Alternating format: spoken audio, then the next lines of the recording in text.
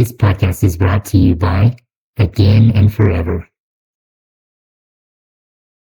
Welcome back for another episode of the AI Analysis Podcast. Today, we're going way back to 2022 to an early episode of the Down the Middle podcast.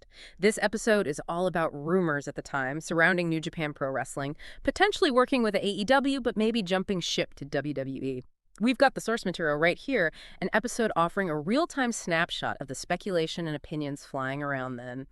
Our goal today is to really unpack these rumors as they were being discussed in June of 2022 and see what those conversations tell us about the wrestling landscape. Yeah, it's really interesting going back to this specific moment. Down the middle, they were definitely capturing the fan buzz. Sure. So let's dive in. The absolute core of it was this rumor, right? WWE potentially looking for an exclusive deal with New Japan Pro Wrestling, NJPW. Exactly. That was the big one. The report, I think it was Wrestling Observer mentioning it, said WWE, and specifically Nick Khan, was talking to NJPW. Okay, yeah, Nick Khan. Yeah. And that obviously caused a stir. Oh, absolutely. A huge stir. And you have to remember the timing, too. Tony Khan from AEW even cut that pretty pointed promo in response. Right. The infamous promo just shows how high the stakes felt, didn't it? All about partnerships, talent access. Totally. And the down the middle guys, they weren't just reporting it. They had, well, some definite opinions on whether it was likely or even a good idea. Okay. What was their take? Did they think it was actually happening? Well, one of the hosts seemed to think talks were probably happening, yeah. But, and this was a key point, he brought up Japanese business culture. Ah, interesting. How so? He basically said, look, just because they're talking doesn't mean a deal is close. In Japan, talks can be, just talks. Part of the process, not a guarantee. Gotcha. That's a really important nuance. So talks maybe deal, not necessarily. Did they think it was a good idea, though, for NJPW? That same host was pretty clear. He felt an exclusive deal. Probably good for WWE, short term maybe, but potentially bad for NJPW long term. Okay, why bad for New Japan? What was the worry there? The main thing was independence, losing control.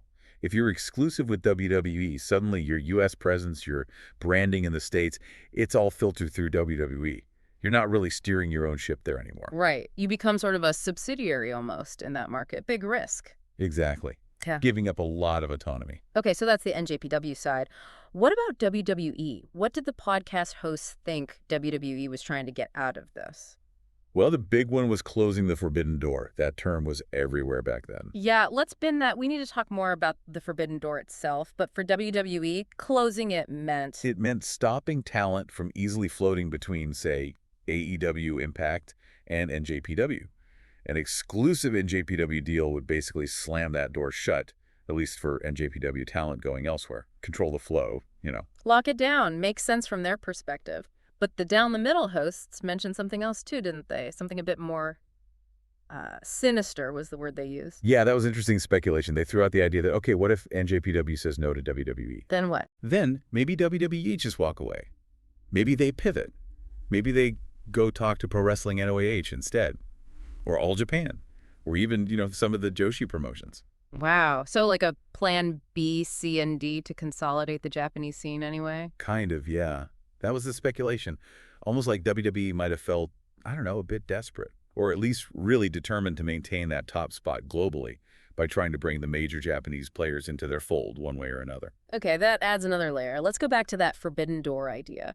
Why was it such a big deal that it was, relatively speaking, open in 2022? Well, it was just a different vibe in wrestling then. You had wrestlers popping up in AEW, then maybe Impact, maybe doing shows for NJPW Strong in the U.S. or even AAA down in Mexico. There wasn't that hard wall between promotions, not like there used to be. More fluidity, more unexpected appearances for fans. Exactly. It felt more collaborative, at least between certain companies, which, according to the podcast, was kind of the opposite of what WWE seemed to prefer. And WWE's preference, as they saw it, was? More like the old days, maybe. The territorial system. Keep your talent within your own bubble. Don't let them work for the competition. That open door was a challenge to that model. Right. So hypothetically, if WWE and NJPW had struck that exclusive deal, what would the immediate impact have been beyond just closing the door? Well, you'd potentially see WWE get access to, like, the whole NJPW roster for appearances, and maybe even talent from CML in Mexico, since they partner with New Japan. So potential for WWE guys in Japan or Mexico, NJPW guys in WWE. in theory. But the down-the-middle hosts were pretty skeptical about how balanced that would really be. How so? They basically said, look, WWE isn't likely to agree to anything that stops them from running shows in Japan or Mexico whenever they want. Those are important markets for WWE, too. Okay. So it probably wouldn't be a truly equal partnership where WWE limits its own activities for NJPW's sake. Highly unlikely, yeah. It would probably be structured to benefit WWE primarily. Yeah. That was the feeling. That makes sense. The podcast also brought up some history, didn't they? About NJPW potentially needing WWE more at different times. Yeah, they had an interesting take. They suggested that maybe back in, say, 2011, a WWE deal could have been huge for NJPW. Yeah. Just for the exposure, getting their name out there more globally. But by 2022... By 2016 even, they argued, NJPW had grown so much internationally on its own, they didn't really need WWE in the same way. Their leverage had shifted. So maybe the timing wasn't right for NJPW to tie themselves exclusively to WWE in 2022. So NJPW was in a stronger spot, less dependent. What about the fans? What were the hosts hearing or sensing from the fan base about all this? Well, they definitely acknowledged that, yeah, lots of fans would love to see guys like Okada, top NJPW stars, show up in WWE. The dream match potential. So there was a catch. A big catch. The fear was how they'd be used. Would they get lost in the shuffle? Would WWE's style or booking maybe? Well, the hosts used the phrase use horribly. That was the concern, not showcasing what makes them special. That's a classic fan worry, isn't it? Seeing amazing talent not quite fitting the new system. The hosts also talk about wishful thinking around the forbidden door. Yeah, like the ultimate fantasy booking scenario, right? Where any top star could just, do a 3-month run in another company. Naito and WWE for a bit, or maybe like Yuji Nagata showing up in AEW for a title program. It sounds amazing, like a truly open world. It does. But the hosts were pretty quick to pour cold water on that being realistic on a large scale. Why not? Just the business side of things. Contracts, competition, exclusivity clauses. It makes that kind of free movement of main event talent really, really difficult to pull off consistently. It's nice to dream about, but probably not practical. Reality bites. Okay, let's talk about WWE's style. That was part of the concern for NJPW talent, right? The hosts touched on that. Yeah, the perception, fair or not, was that WWE sometimes has a more standardized in-ring approach compared to the variety you might see in NJPW. The WWE style. Exactly. And the worry was that someone who thrives in NJPW's environment might feel a bit restricted, or their unique strengths wouldn't shine as much. They brought up Shinsuke Nakamura. Yeah. Huge star in NJPW, king of strong style. His WWE run felt different to a lot of people. Right. That was the kind of example they were thinking of. But they did point out an exception within WWE at the time. Which was? NXT. Specifically, NXT under Triple H back then. It was seen as, well, more open to different styles, more indie style friendly, maybe. Okay, yeah. I remember that era of NXT. They mentioned that Sami Zayn versus Nakamura match, which everyone loved, and also stuff from NXT UK, like Tyler Bate versus Pete Dunne. Matches that felt distinct from the main roster sometimes. So not totally uniform across WWE, especially with NXT having its own identity then. Interesting. Now, thinking about competition, AEW was definitely a factor by 2022. Did the down-the-middle guys think we were heading for another Monday Night War? They actually thought that was pretty unlikely. A full repeat of WCW versus WB in the 90s? Probably not. Why did they feel that way? Mostly because of how we watch wrestling now. It's not just live TV anymore. It's streaming. It's on demand.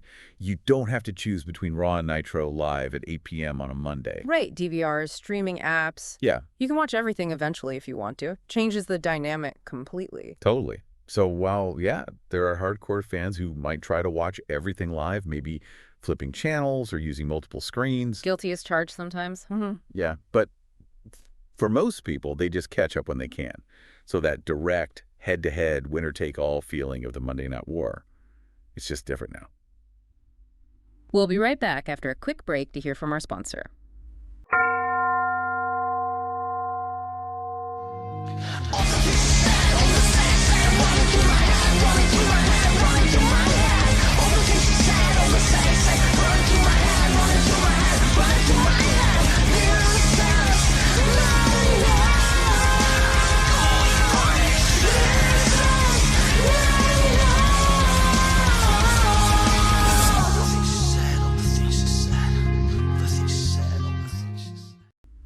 And we're back. Before the break, we were talking about the overall wrestling landscape in 2022. The Down the Middle podcast also mentioned Ring of Honor, ROH. What was their take on ROH's situation back then? Yeah, things felt pretty uncertain for ROH around that time. The hosts seemed to think that NJPW had probably wrapped up their working relationship with ROH. Which had been a pretty big deal for ROH for years, hadn't it? Oh yeah, that partnership was significant. So, with that possibly ending, and maybe some issues with visibility or access to their shows, The outlook wasn't great. they kind of speculated ROH might become more of a footnote, unless something major changed. It just felt like they were in a tough spot. Really shows how quickly things can shift. But even with ROH's uncertainty, there were strong partnerships happening, right? Definitely. Like we said, AEW was working with AAA, Impact, and NJPW. And NJPW had its long-standing connection with CMLL in Mexico. So quite a network of connections, even outside of WW. Yeah, and it was leading to some interesting possibilities, things you wouldn't have seen years before, like the idea of maybe talent from AAA, mixing it up with guys from NJPW or CMLL. Which traditionally were separate spheres in Mexico, right? AAA and CMLL. Pretty much, yeah. The hosts even said that kind of crossover might have seemed almost sacrilegious at one point in the wrestling world. Wow. So the walls were definitely coming down in some areas. Exactly. Felt like things were getting more interconnected, more potential for unusual matchups. The podcast also dipped into NJPW's own stuff, right? Like their tournaments and title situation. Yeah, they touched on how important the big tournaments are for NJPW. The G1 Climax, the New Japan Cup. Those really drive their year and set up the big title matches. And speaking of titles, the main one, the IWGP World Heavyweight title, was actually vacant around June 2022. That's right. Will Ospreay had to vacate it due to injury. So the hosts mentioned the upcoming match to crown a new champion. It was Kota Ibushi versus Shingo Takagi. And the logic there, they thought, was maybe Ibushi getting the shot because he was the champion before Ospreay won it. That seemed to be the speculation, yeah. Trying to maintain some continuity after the vacancy just shows there was plenty going on within NJPW too, adding to the whole picture. Absolutely. It really was a complex time. Yeah, listening back to that down the middle episode, it's like a time capsule. All these rumors, opinions, storylines swirling around. Okay, so let's try and wrap this up. Looking back at this down the middle discussion from June 2022, it really captured a moment, didn't it? Huge speculation about WWE possibly linking up exclusively with New Japan. Definitely.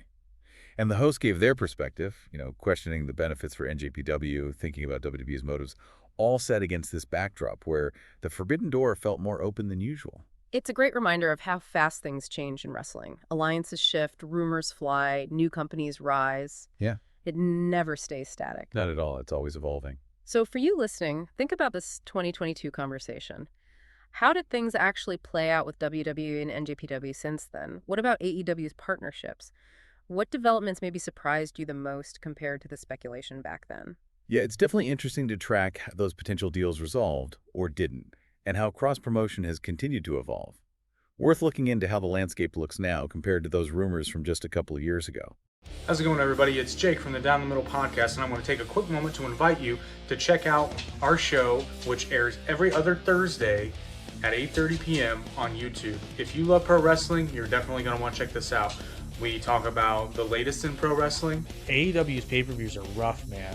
And it's obvious, like, Tony Khan is booking for Tony Khan, and it's obvious because Tony Khan has clinical freaking ADHD, but the kind where, like, you can hyper-focus on the thing you love. And he's like, I legitimately want to watch wrestling for 7 hours. It's like, Tony. Not everybody else does. Hardly anybody else does. We talk about some of our favorite things in pro wrestling. One of the best promos ever.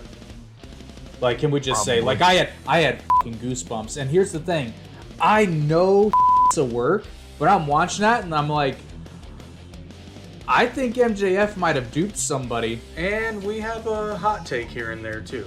Nothing against Riho. It's just like, do you think the audience is fucking stupid? Riho weighs 98 pounds. The vast majority of great moments in professional wrestling have nothing to do with the move. Don't get me wrong, the moves are part of it. Cena's like, I don't even remember how I won. Everybody remembers this. But the best part about our show is that you are part of the conversation. So check out the show and join in the fun.